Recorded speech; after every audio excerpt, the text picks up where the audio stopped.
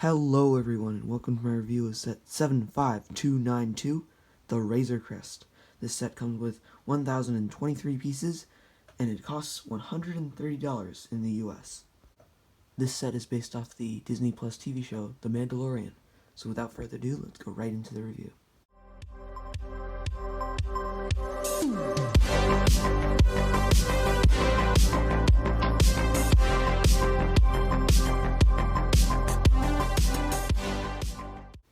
These are the minifigures that are included in the set. First up, we have this Imperial Scout Trooper. This is the same Scout Trooper that came in the Endor Action Battle set. You'll see that he has some nice printing across the front, and very nice printing on the back. The printing on the front lines up very well with the pants and the torso. There's no arm printing. He comes with a normal short blaster pistol. The helmet is dual molded, so you can see on the inside there's the black plastic, and he has a stern look on his face. Next up we have Grieve Karga.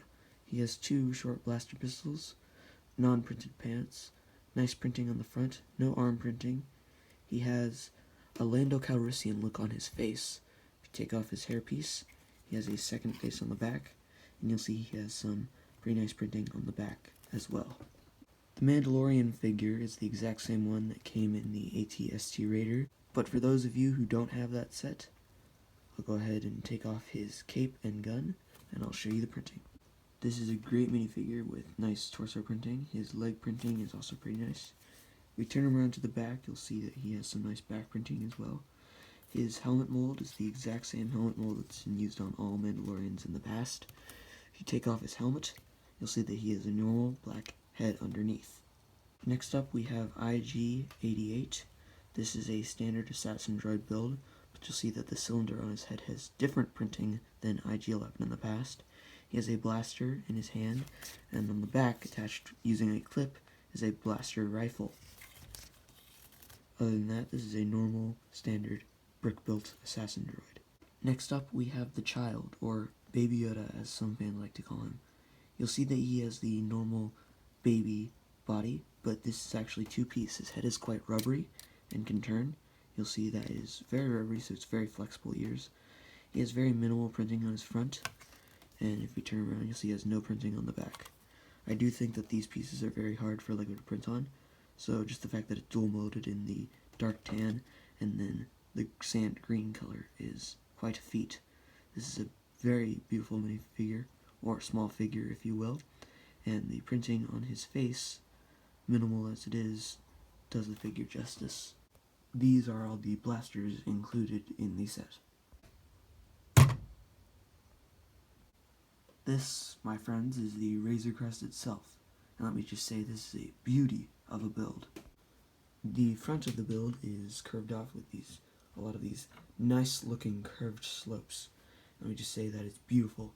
The cockpit is this nice piece right here, and yes, this is printed. This is not a sticker. So for those of you who hate stickers, that's a good plus for you. This piece up here does not come off, but it kind of rotates forward for no particular reason. There are two seats in here, so you can sit two minifigures of your choice in there.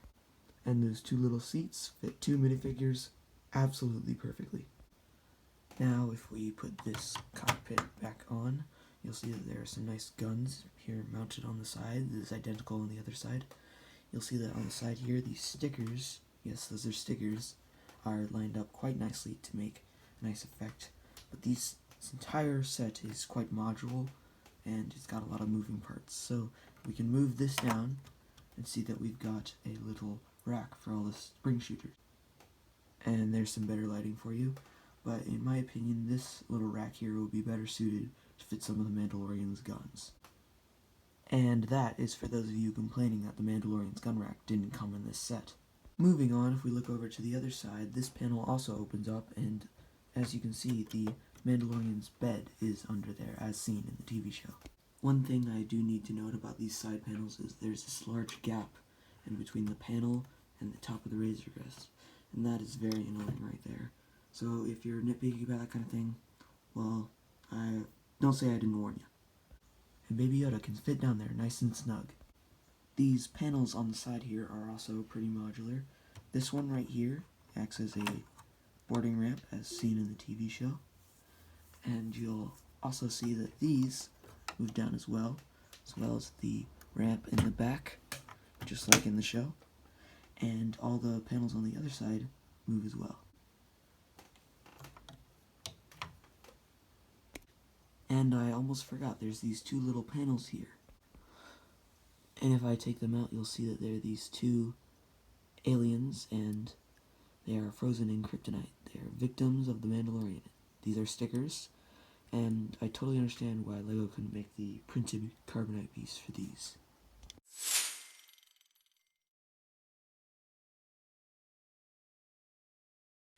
These carbonite pieces have a tendency to fall out of the Razor Crest, as I will now demonstrate.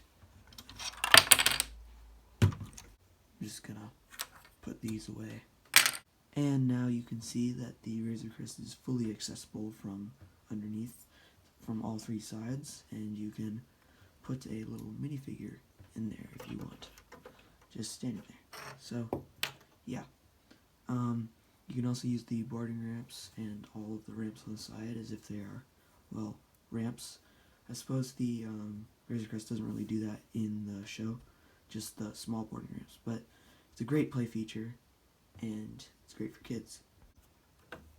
Moving on, if we look at the Razor Crest here, the top has some very nice details on it that you can see. Some nice greebling details, and it all looks very nice.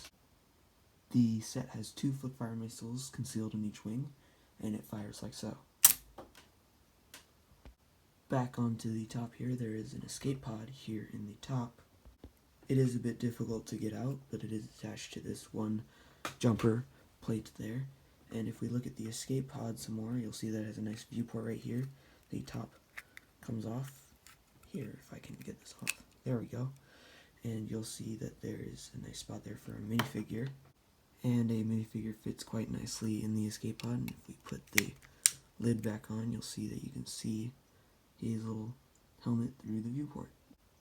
But yeah, this escape pod is just a great feature for kids that are playing with this, so I definitely suggest this set. Let's put that back and move on. The engines on the Razor Crest have some nice detail. These were very hard to make, although it is a simple building technique. On the side here, there's a nice curved panel here. That is a sticker. It's a very large sticker.